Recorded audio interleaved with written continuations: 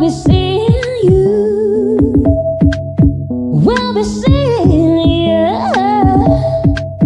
every Friday here at TFS. That foreign show.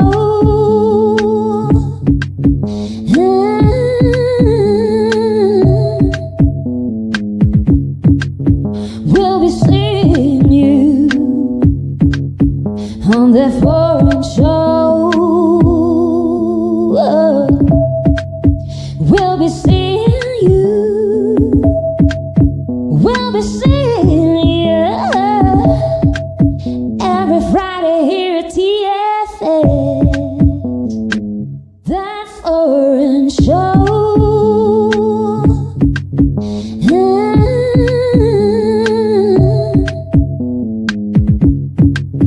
We'll be seeing you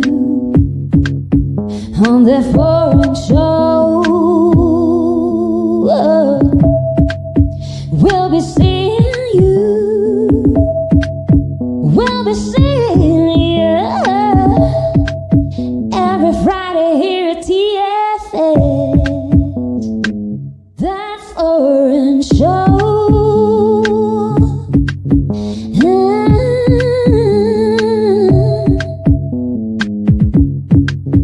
We'll be seeing you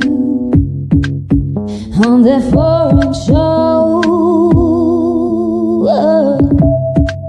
We'll be seeing you. We'll be seeing you every Friday here at TFS.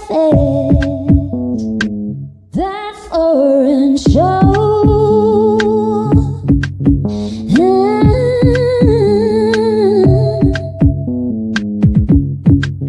We'll be seeing you on that foreign show. We'll be seeing you. We'll be seeing you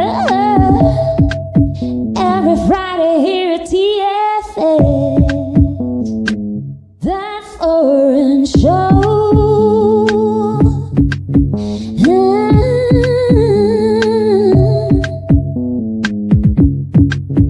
We'll be seeing you on that foreign show. We'll be seeing you. We'll be seeing you every Friday here at TFS. That foreign show.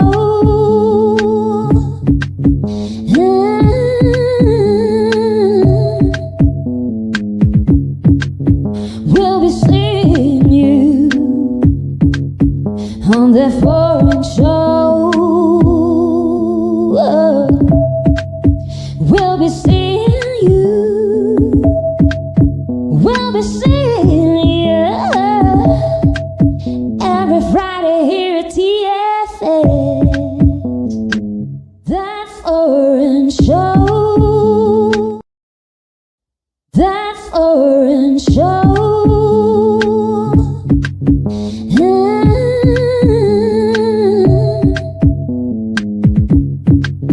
We'll be seeing you on that foreign show. We'll be seeing you. We'll be seeing you every Friday here at TFS. That foreign show.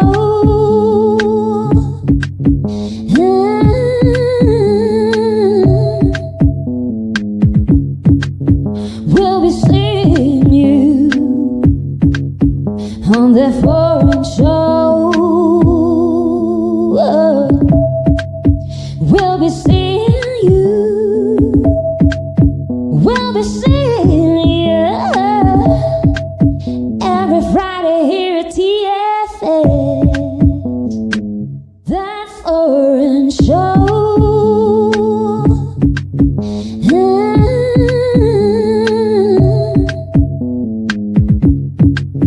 We'll be seeing you the foreign show. We'll be seeing you. We'll be seeing you every Friday here at TFS. That foreign show.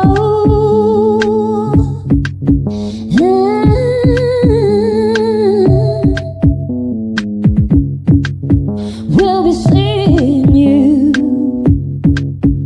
on that foreign show. We'll be seeing you. We'll be seeing you every Friday here at TFS. That foreign show.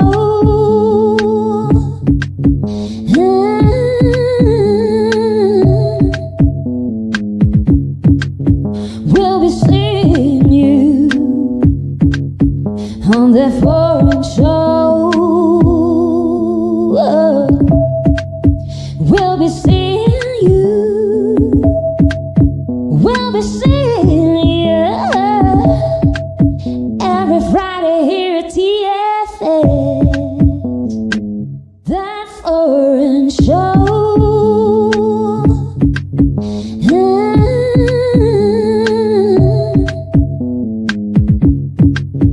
We'll be seeing you on that foreign show. We'll be seeing you. We'll be seeing you every Friday here at TFS. That foreign show.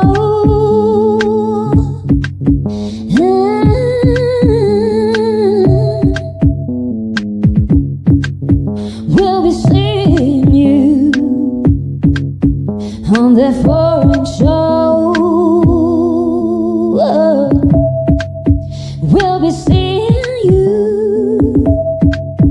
We'll be seeing you every Friday here at TFS.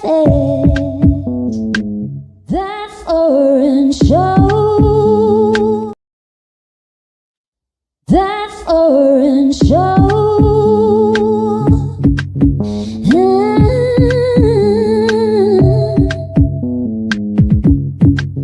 We'll be seeing you on that foreign show. We'll be seeing you. We'll be seeing you every Friday here at TFS. That foreign show.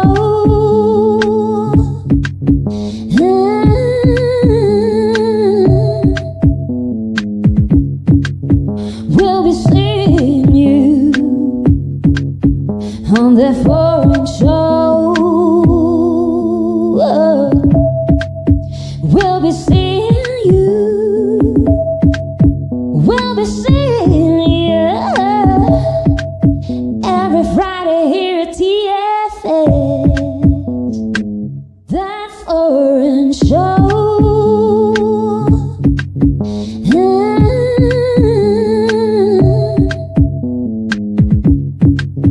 We'll be seeing you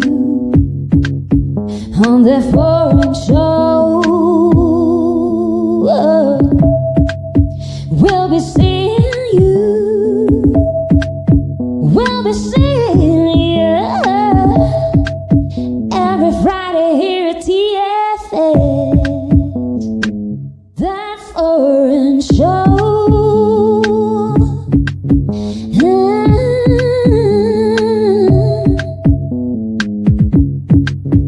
We'll be seeing you on that foreign show. We'll be seeing you. ADR Networks presenta. This is Celestine Angel. And I'm Isa Crouch. And this is... Foreign Show!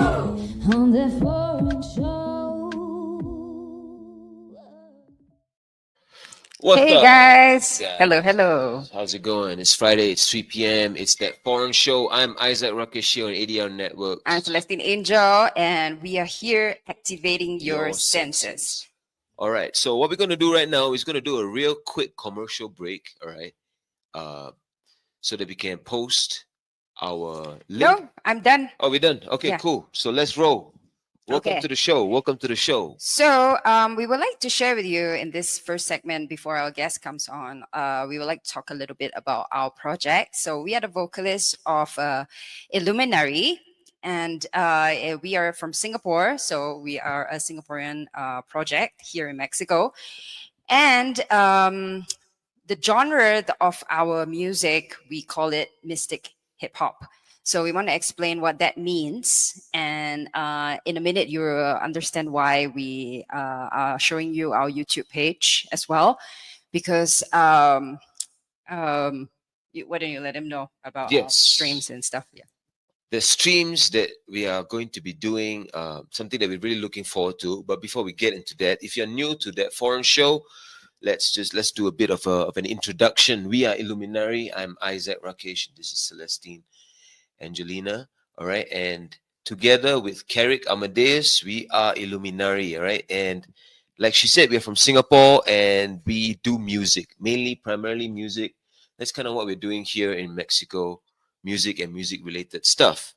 Now, that foreign show is kind of our one of the things that kind of got birthed along the way in our Mexican journey. It is a collaboration with ADR Networks, and it is where we host this show where we get to talk to people who travel and people who kind of make travel a part of their story. Right. It's because we are here, we are foreigners, and we're all about self growth. So we like to discuss with all these people who are away from their homes, like what was the process, like stepping into the unknown, and like how they have benefited from like being in this really special country that we really feel so like that Mexico is magical, and like the depth of which we can explore what Mexico can bring for us is like one of the fun parts about like our program. Yes, very fun. And this journey has kind of led us also to kind of expand our art, and alter it in a way, modify it for the people, and kind of, evolve. I wouldn't say modify it, I say evolve, right? Because our message has always been spiritual, right? And that kind of flavor we kind of brought into that foreign show where we try and talk about, like I said, travel topics and stuff, but we always relate it and make it kind of personal, and mystical. Now it's on this theme of mystical that we are pretty excited to announce that this the week that's coming, we are actually going to begin streaming. All right, we're gonna begin our shows. All right. Yeah, we're going to stream online our performances, and also share with you what mystic experiences we are going through. So, okay, let me explain first and foremost what mystic means. So, it's basically like the inner process, like us with the divine, or the higher self, our like innermost connection. So it's very personal, and we feel that that is something that everyone goes through, the mystic experience. So we are making it grounded and practical for everybody. And like our music, it it has this term because the kind of sounds that we are putting in is definitely the urban sounds from the hip hop universe, and Afrobeats, um, dance hall, and all that fun stuff for us that we like to dance to. And also, we add sounds from Southeast Asia, which is very ancient, like sitars and the kotas and stuff like that. And so, this is our entire soundscape. And we feel like, because it's again from within, so it's mystical. And the sound that we are going for is to make you feel like moving inside and outside. Yes, inside and outside. make you feel like moving, make you feel like, having a good time. And that's kind of what we aim for when we have our shows, and our shows, the feedback that we receive, people really enjoy our shows, and they also feel, they kind of feel good, they like the vibes, right? It's good vibes, Yeah, positive vibes that kind of emphasize transformation, yeah, right? exactly. Yeah, that's what we want.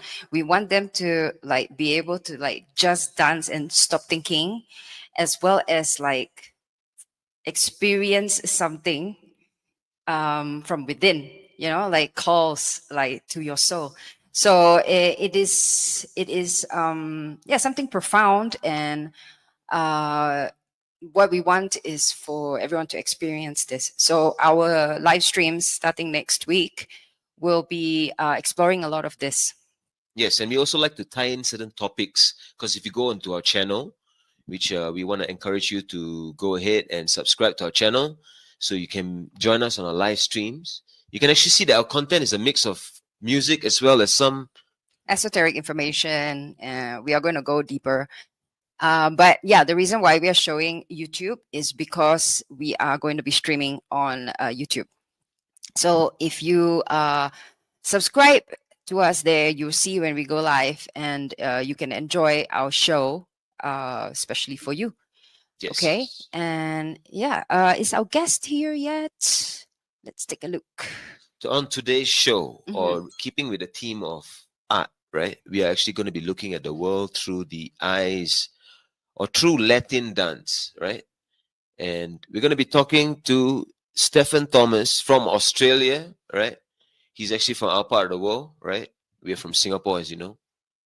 We want to talk to him about the world through Latin dance. So, okay, if Steven's not on yet, wait, I think he just sent me a message. He is having trouble connecting. So why don't you explain what today's episode, today's theme with him is about, while I resolve this. Okay. Yes. Now, Stephen Thomas from Australia, as I said, he's a dance champion and he's the owner of the Independent Dance Studio. Okay. Now, the Independent Dance Studio, it's in Insuentes, right? It's a dance studio that we actually were at, and we actually did something over there, right? And yeah, so that one he's the owner of, and he brings his passion of dance to this dance studio, right? And we want to actually talk to him about his journey, about how he got into dance, and we want to talk to him also a bit about the community that he has created over here, right? The people who actually go to his dance studio, and the kind of dance that he does. He's a dance champion, so we also want to, you know, tap his brain a bit about how he gets into that champion mind state, and also what does it take to actually be a dance champion, you know. Yeah, definitely. We would like to ask him that. And also, like, because he has been teaching dance like in non-Latin countries, from what I know. Okay. And this might be the first time he is teaching in Mexico, a Latin country, right? And he's Australian, so Okay. it's like something to pick his mind about, like what is going on, like how Yeah. does he feel and stuff like that. So let's see, but he's having trouble getting on the link. And also there's the whole other aspect of the cultural barrier, and how, how a person, an owner, a business owner, actually has to work through all of that as well, and to make the business happen, as well as to kind of share his art as he teaches all around the world. Yes, very interesting point there. you know um we want to talk to him also about what it's like dance here in Mexico, right? What the flavor is like here compared to other places. Yeah, like what he feels What he about, feels. yeah, Yes, sir. the vibes that are like in the dance community here. And like I think he was in I think he mentioned China, but I'm not sure. We are going to double check that with him. And he definitely was in Singapore, our country, right? He was. He said he won a competition there. He was like the champion. Yeah, we thought that was quite an interesting alignment. Yes, for our vecino in that part of the world, being from Australia and us from Singapore, we are Southeast Asian neighbors. All right, so join us right here on That Foreign Show. We're going to take a short commercial break, and we will be coming right back with Stephen Thomas.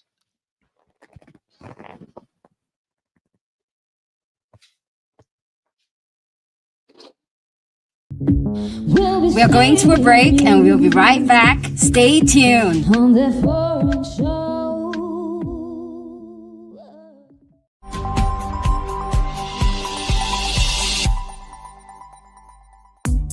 Hola, soy Hanna de la Madrid y te invito a que todos los jueves en punto de la 1 de la tarde nos acompañes en el programa Psycho Mom. Estaremos hablando de temas de actualidad y los retos que enfrentamos las mujeres en nuestro día a día. ¿Por dónde? En ADR Networks, activando tus sentidos.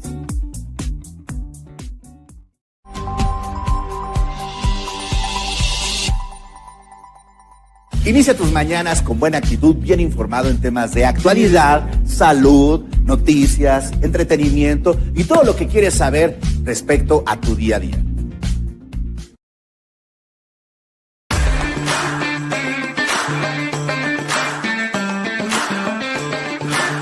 ADR Networks, activando tus sentidos. Amigos, queremos invitarlos a que no se pierdan La Casa del Pelotero todos los jueves de 7 a 8 de la noche a través de ADR Networks. Activando tus sentidos.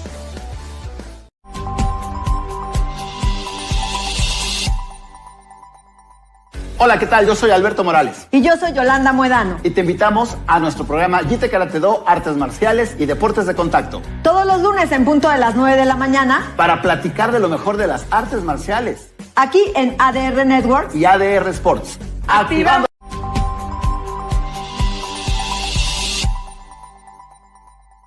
Hola amigos, yo soy Mike y los quiero invitar todos los viernes a la 1 de la tarde a que sintonicen Magic Mike, donde encontrarán las mejores sugerencias para qué ver, qué leer. Hey guys, we're back at TFS. Thank you for staying with us. On the foreign show. Yes, y'all. Welcome back to the show. Hi, we're back, and I think our guest is with us. Blow. Yes. Mm. Yes. Okay. If Okay. you don't know, we'll let you know. We are going to be talking to Stephen Thomas, dance champion and owner of Independent Dance Studio, as he shares his journey of teaching Latin dance all around the world and finally now in Mexico, which is a salsa haven, right? Yes, please He welcome. brings Steven. this passion to his Latin culture, and we're going to be getting into it right now. Hello, can you hear me? Yes, Yeah, we can hear you. we can hear you. Hi, Just but I cannot can't see you. You need to see me as well? Okay, one moment. Hello. Welcome. Hello, nice to see Hi, you. Steven. Okay, How are finally you? we got Yes, we are great. everything up and running. Great. Well, thank you for having me. Yes, thank you for coming on the show. And we've been telling the people a bit about you, and and a bit about the you being a dance champion and the fact that you have a dance studio and about what you do. But we want to hear it from you. So yeah, why don't you tell us Some a of your bit? background, where have you traveled, and all that. Okay. Well, the interesting thing is I'm an Australian who's lived around the world. I've lived in the United States for many years, England as well, traveled extensively for Latin dancing. And I ended up in Mexico City here about 4 years ago. Having lived in the United States, my visa was expiring. I had a bit of an immigration issue. I had to judge a world championship in England. And then upon returning to, or trying to return to the United States, I found I had to find somewhere to hang out for a while. So I thought, well, I'll just hang out in Mexico for a couple of weeks until I resolve my visa issue. And now 4 years later, I'm still here. So I didn't come here intentionally. It all happened by accident. But I'm very happy to be here with the Latin people. And now I've got the dance studio, and I'm teaching Latin dancing to the Latinos. Right. It like what you mentioned that it wasn't really planned, and then like you just end up like being here and then staying for longer. It's like something that's really common that we hear from a lot of foreigners that come, Yeah. us included, and I think Mexico just is something that just draws you in later, and then you're the whole thing is unexpected, and something special happens. No. I've heard similar stories from other people where they came here on a holiday or just to check the place out. They came for a week or two, and then they end up staying. So it's quite a common thing. In my case, having lived in California and then being here, once I was here, I there was food everywhere. There was music. There was culture all around. The place was so alive, and I just felt really free, and I wanted to stay. So it's definitely has a great feeling of freedom here and opportunity as well. How would you compare the scene here to say like the UK or or even back in Australia? Well, in terms of dancing, there's similarities, and there's I guess everything is magnified here because dancing is embedded in the culture. So there's people dancing in the street, in the parks. There's dancing everywhere. People, the locals, they'll go to see their family on a Sunday afternoon or a Sunday evening. They have dinner. The music comes on. And they start dancing. So a lot of people here know how to dance. It's mainly just for fun, not necessarily for performances or for competitions or highly technical. It's really just part of the culture of people connecting with each other and having fun. Now in Australia, where I'm from, and also United States, where I lived for many years, England, and also throughout Asia and the rest of the world, Latin dancing has become a huge phenomenon. So it's not like years ago when nobody knew how to dance. Now a lot of people have become exposed to dancing, and you can go anywhere in the world and there's bachata and salsa classes. There's social events for bachata dancing, and it's very popular for people to go to these classes and events to meet people and to enjoy themselves. Oh, we kind of lost you. You kind of froze up there. Oh, I was just saying that not only in I don't know if Mexico. you can you hear us? I can hear you. Yes. Okay. Yes, I think it's actually I want to. It's really interesting what this point that you mentioned about like what dance and like for example, here in Mexico, it seems like it is part of the culture to that everybody knows how to dance. Yeah, put some music on, someone plays something, and then people start moving, right? People just want to get up and dance. Yeah, and it's all ages, and that's something.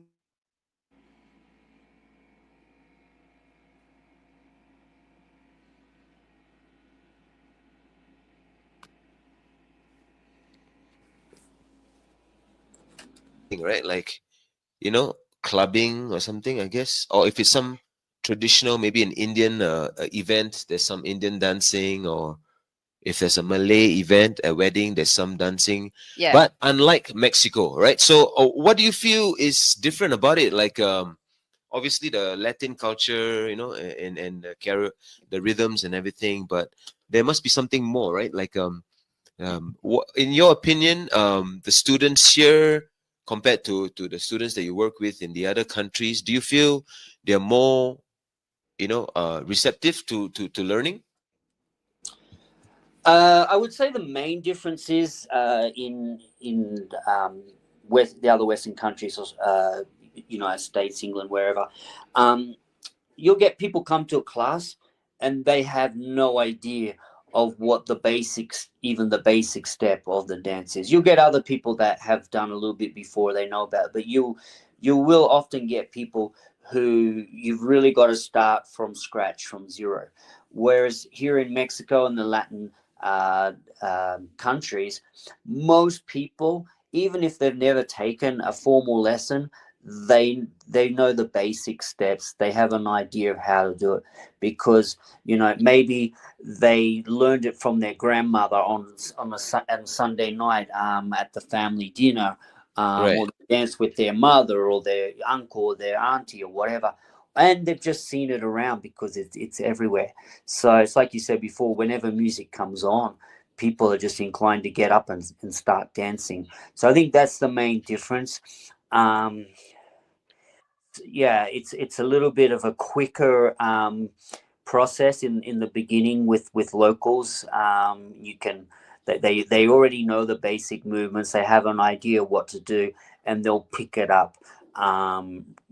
Perhaps more quickly sometimes than non-Latinos, but with the foreigners that are here, we teach them as well, and we specialize in starting from the very very beginning, going very very slowly, explaining all the important details, and trying to make people feel comfortable and make it a really relaxed experience and environment. So because it shouldn't be stressful, it's good just to go slow, ease into it, and make it enjoyable and stress free.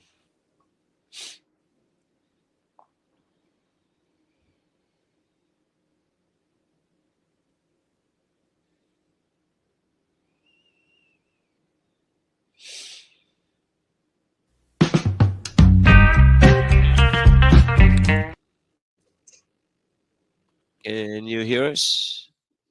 Yes, I can. Okay, but you can't see us, right? I can't see you, no. Okay, we can't see ourselves also. We were wondering. Okay. Okay, well, we can Well, but we continue can just asking you continue, yes. questions. Yeah. Yeah, no worries. I want to ask you this, like, so in your, how do you, when you share your culture or your interests, as a dance champ, we want to talk a bit about that, about your love for dance. Like, maybe can you tell us a bit about how this started for you? Yeah, so as a child, I was very active with sport in my country, playing cricket, basketball, tennis, all sorts of sports. I was going to a boys grammar school in Brisbane, Australia. Very active in sport. I was 15 years old, and then one day at the school assembly, the head or the principal came in and said, "Right, the girls' school next door, they're going to be doing Latin and ballroom dancing classes. They need partners." So about 150 boys from our school went over to the school gym at the girls' school next door for 4 consecutive Friday nights and took these lessons. And up until this, sorry, Yeah. didn't mean to cut you off, but how did you choose the boys? We were just invited, and whoever was interested turned up. And I mean, being in a boys' school, playing sport with boys and interacting with boys at the age of 15, the prospect of meeting girls and having contact with girls, I think that appealed to a lot of us. So there was hundreds of us. But anyway, I enjoyed it, and it just so happened that my parents were already involved in Latin dancing and had been for many years. I was never really interested because I was more interested in what I was doing at that age. But they said to me, would you like to? So I don't know if you can hear me. Yeah. The signal's bad again, but like that's really interesting that your parents were already in Latin dance. So this definitely made you more interested to try it out, right? Well, yeah, I was open to it, and it was a normal thing for me. Although I was never really that interested because I was more interested in sport. But it was only when I started doing it myself, and then the interaction between boys and girls made it more interesting.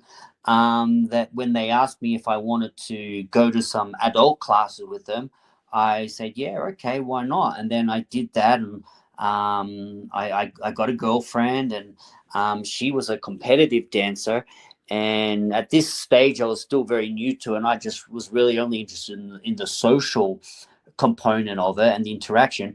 But she asked me, "Oh, would you like to be my dance partner for competitions?"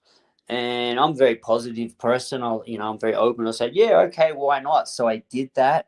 And then for the next 35 years, I never stopped. I just kept going.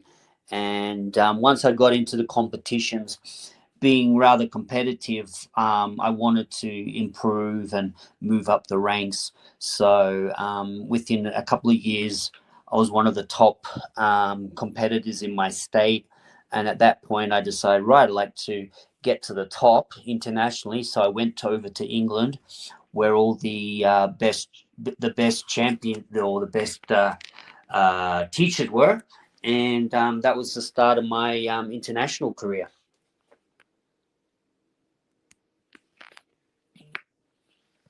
For the technical difficulties, we are Today, back. it's okay. Yes.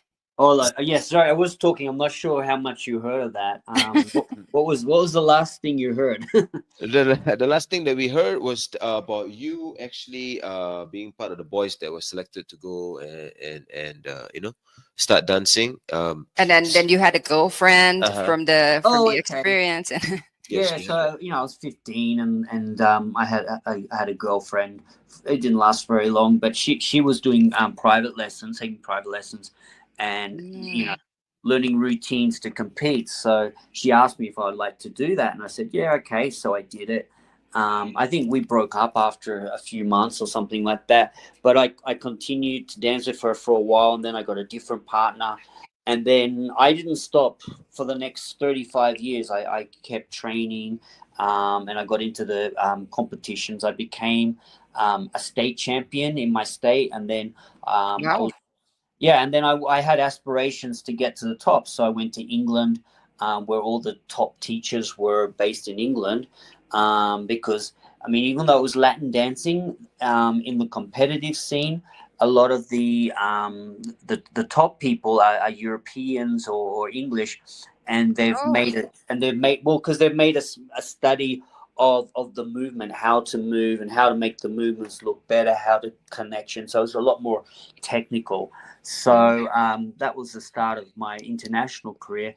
And then from England, I turned professional. I did all my teaching qualifications. I learned how to teach. I learned the theory. I then moved to the United States, worked in franchise dance studios in the United States. So got a lot of experience in teaching beginners, people of all ages, young people, older people, people with no experience. But also, I also train competitors and performers, and I also now judge competitions as well. So it's very multifaceted. But what I want to do is bring dancing to the normal people and try to make it feel good and look good without making it difficult, just making it fun and accessible to everyone. So that's what we're trying to do. Right. We definitely should try his lessons. Like, yes, for sure. yeah. More than welcome. Yeah. Yes, I want to ask you about your interests. When you mentioned and you started getting into dance and you started taking it, you never stopped, right? You were always interested and you're always pursuing it. And at that point, was it kind of like where were you getting, was it like dance meetups where you would kind of test your skills, or was it people that you're studying, or was it like also music that you're interested in that kind of pulled you? So I started off in social dancing, and that meant going to social dancers clubs where they had partner dancing, that sort of thing. But being competitive, I was also into the competitive and performance style, and that's where I would look for a partner who was suitable for me in terms of the height and the body structure, the goals and objectives, the personality, I guess the looks and that sort of thing. And then I would just work with one partner. We would have teachers who would create choreography for us and help us with styling. And then we would work on it ourselves, make changes ourselves, practice multiple hours every day, and then go and compete in competitions, and also do shows in restaurants or hotels or wherever. So that was my main interest, and I was a competitor for about 20 years, but for the last 15 years, I've because I'm a little bit older now, it's more about teaching classes and running social events, for the attendees of the classes and people who want to come to events. And now, of course, I do more social dancing myself, where I just dance with other people for fun, Right. and so that's been the evolution of it all. Yeah, like I mean, I think it's really cool that like you really pushed yourself and made it to like become state champions, and like you travel, and I remember you telling me that you were also champion in Singapore. Yo, Yeah, well, all because right. Singapore, I mean, I don't know, I think it's like a 7-hour flight. It's not like going to the other side of the world, so it's relatively close. So there's a Singapore International Championship in Singapore every year, and back in, I think it was 2001, quite a few Australian dancers went over to compete in Singapore, and we were dancing against dancers from Singapore, Philippines, Indonesia. I think there was a few European couples as well. And I think there was probably like 35 or 40 couples in the first round, and we made the final, and it turned out that we placed first, and that gave us the title of Singapore International Latin Champion. So that was quite a highlight for me in my career. And then I was placed fourth in the Hong Kong International Championship, third in the United Kingdom closed championship. So yeah, there was a lot more international competitions after that one, but that was the first one, and that was a big title, like within Asia. Yes, I can Right. imagine. I mean, as a person from the outside, I mean, it looks intimidating, right? When I see the Yeah. professional dancers and how serious they actually take the dance, and I mean their attire and everything is so like everything is Beautiful. serious. So I mean to be actually a champion, or it takes, I'm sure, the amount of work that you put in must Yeah, I have been a mean, lot, and this is exactly what I was trying to ask, like, because I think you can give tips. Not, I mean, it's not just dancing, right? It's about like how to be your best, yes. like, because I mean, you have been champion, so these are like certain tips. Like, what would you say to the audience? Well, in my case, I wouldn't say that I was necessarily the most talented person or the quickest to learn, or found anything easy at all. But in my case, I never gave up. I probably was knocked over many times and kept getting back up and just kept doing it over and over and just not giving up. So that was one thing. The other thing is the consistency of practicing or repeating something. The more times you do it, the better you get. And especially if it's something involving your mind and your body, the more times you repeat it, eventually your mind and your body will remember what to do without thinking it. So it's a case of consistency, repetition, and not giving up, and longevity as well. The longer you do something, you can advance up the ranks. And I mean, I'm talking about my experience in dancing and learning dancing and improving, but you could apply that same philosophy to studying or to learning anything, or just anything in life, I guess, of Yeah. consistency, repetition, longevity, not giving up. Yeah. Yeah, Yes. totally. I mean, also, I think there is like maybe the unique thing about you would be maybe the taste level. Like you like certain moves, how it looks like, how to land this pose and stuff like that. That would be your particular take on it, right? So, like, Yeah. So if I generalize it again, I mean, this could be specific to learning, a skill or an art or dancing, or just generally in life. you've got to know yourself, or you got to get to know yourself and know what you can do well and what you're not so good at, and try and focus on utilizing those strengths that you've got, knowing what you like and what you don't like, and favoring things that you like. So I think that's important. If you're trying to do something that you don't really want to do or you don't like to do, and you're just doing it because everybody else is doing it or because someone's told you to do it, then that's not going to be very enjoyable, and I don't think it's going to be successful. But if you know what you like and what you're good at, and you try and focus on that and present that, that's going to get the best result, and it's going to be the most enjoyable. Right.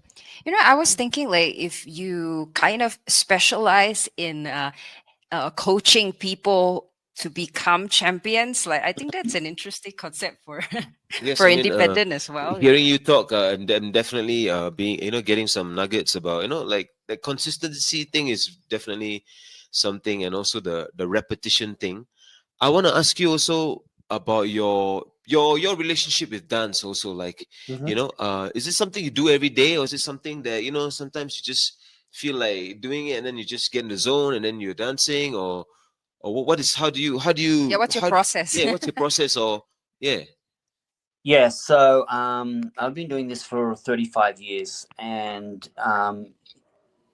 pretty much from the beginning, in the early days, it was something I would maybe do 3 or 4 days a week. But as time went on, it just became part of my life, and it's something that I would do in one way or another pretty much every day of the week, 6 or 7 days a week. I think it's good to take one day off, like a Sunday, and maybe just try not to think about it, try not to do it. It's good to have a rest. But yeah, and now as I guess as a retired competitor and performer, I still perform, but I don't really do competition. But now my focus is more on teaching other people and dancing with the students as well, and so I'm doing that with the studio. We're open 6 days a week, so it's a six day a week thing for me right now, and then try to find time to get some balance in the life, doing other things or resting. Yes, wherever possible, right? We find, speaking with most people, that this balance is, sometimes very difficult to come. Yeah. The International Dance Studio. Yes, can you tell us a bit about that, and also about the Mexican dance community, and how you've managed to kind of merge everything together into this place where you teach students, and we've seen you there. We've seen you do your thing over there. Maybe you can tell us a bit about it. Yeah, so I opened the studio about 18 months ago, so we're still very new. We're in the stage still of building up clientele, but we've met a lot of really nice people. Our clientele is probably a mixture of 50% foreigners who are living here, or people sometimes traveling as well, and then 50%.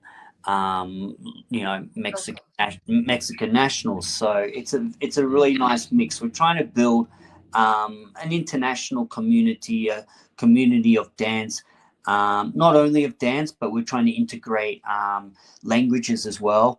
And moving forward, when we have lots and lots of people in the community doing cultural exchanges, cultural trips, trips maybe to other countries, to other areas of Mexico, integrating dance, culture, and we're doing mezcal tasting as well, and things like that. So that's pretty much the focus. The original intention was to teach lots of different styles of dance, like salsa, mambo, cha-cha, West Coast swing, East Coast swing, tango, kizomba, zouk. We're doing a lot of those styles, but the most popular styles right now are probably bachata is the most popular style now. It's overtaken salsa, and then salsa as well. So we're teaching a lot of salsa and bachata, but we've got a cumbia class once a week. We've also got a West Coast swing class a week. We do a heels dancing class. We've even got an exotic dance class as well. So we offer a lot of variety in classes, but a lot of those I guess less popular styles, we have 1 or 2 classes a week, whereas for the bachata and salsa, we basically have a bachata and a salsa class 6 days a week. So that's pretty much the focus right now.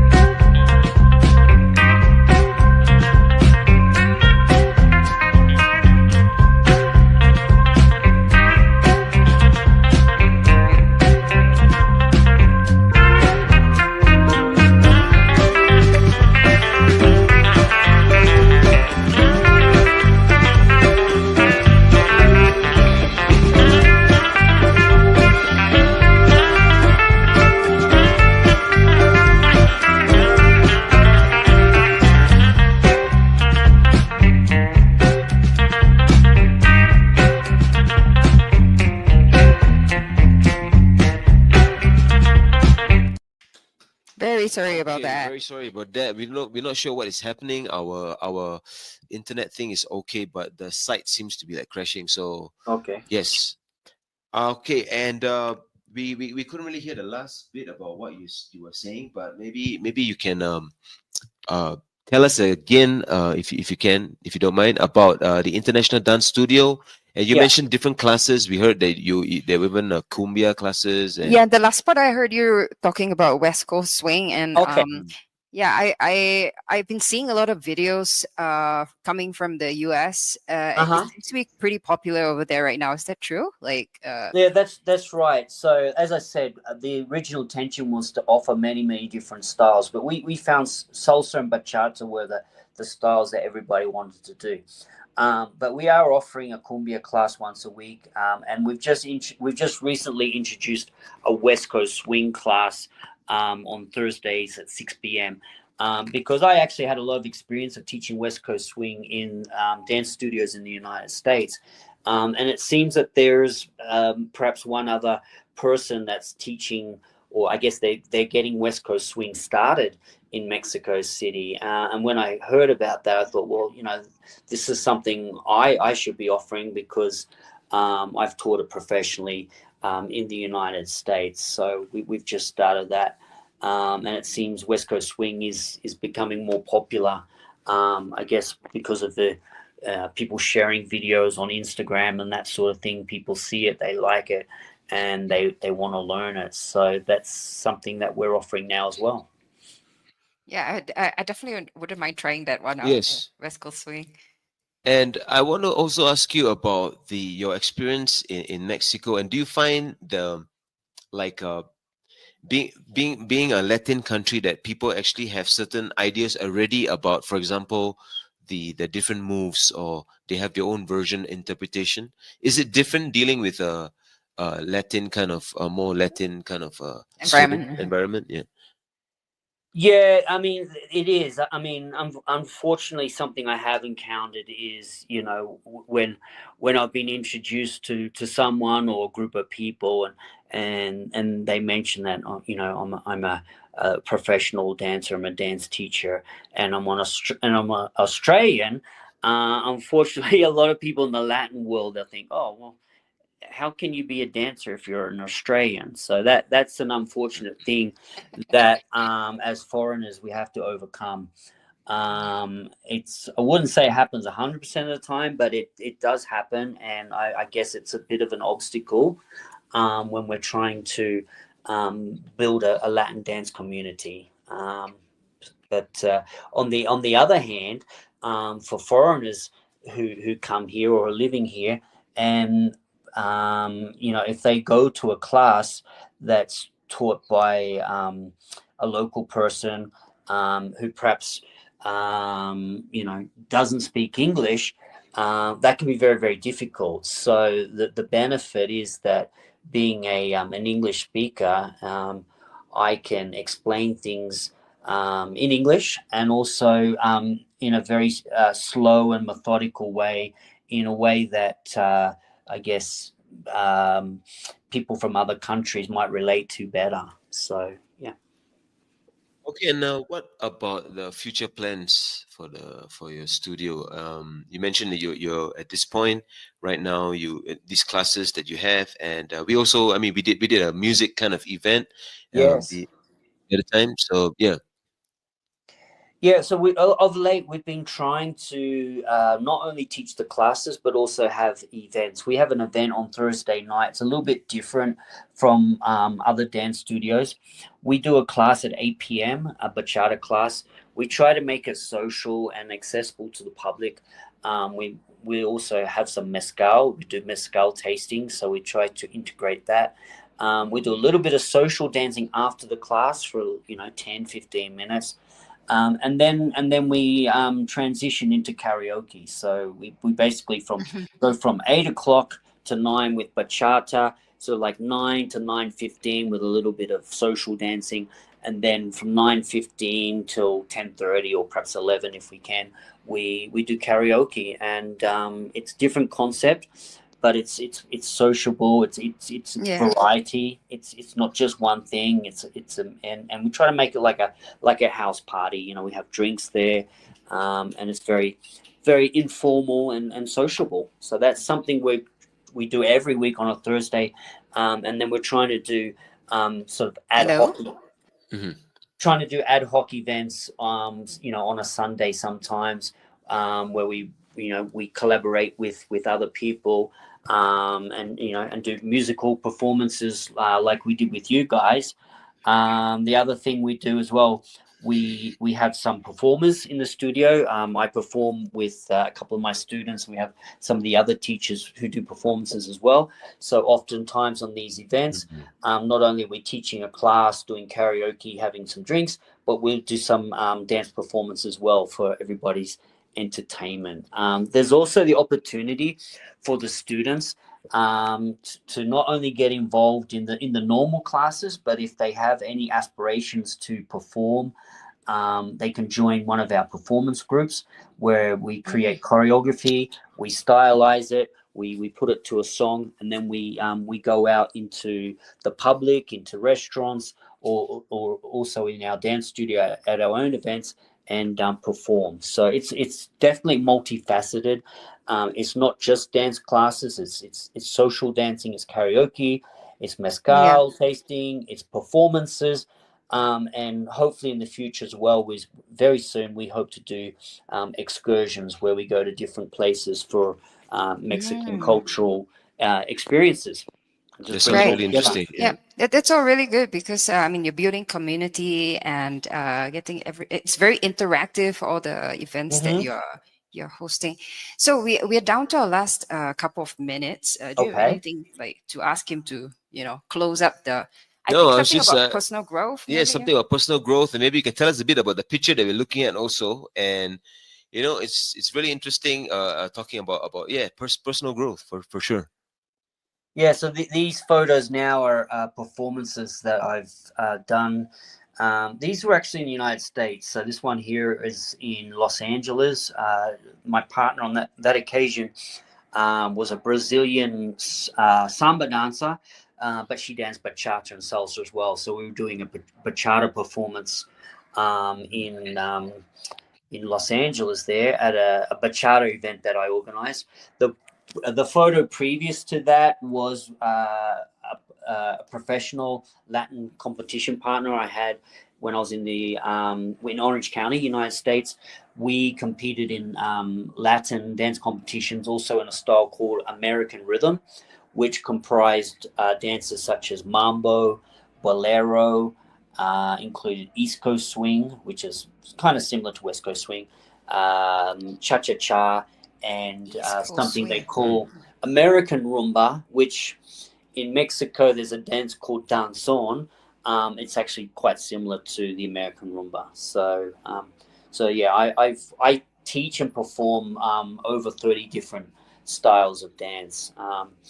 But right now, the focus is definitely on bachata and salsa, more so bachata at the moment, because that's more popular with younger people. I mean, when I say younger people, I mean people in their 20s, 30s, 40s, 50s, that sort of thing. Okay. Bachata's taking over, as it were. It's for a lot of ages, right? Like, yeah, everybody can do it. It's really the flavor of the month. It's becoming more and more popular all the time. All right. Thank you so much, Stephen, for joining us. We had a My good time pleasure. chatting you. Yes. And we have reached the end of the show. I'm Celestine Angel. I'm Isaac Rakesh. And we are here on ADR Networks, activating your senses. Thank you very much. Thank you to all who joined us here on That Foreign Show. It's been awesome. I'm Celestine Angel. And I'm Isaac Crouch, and we'll see you next Friday.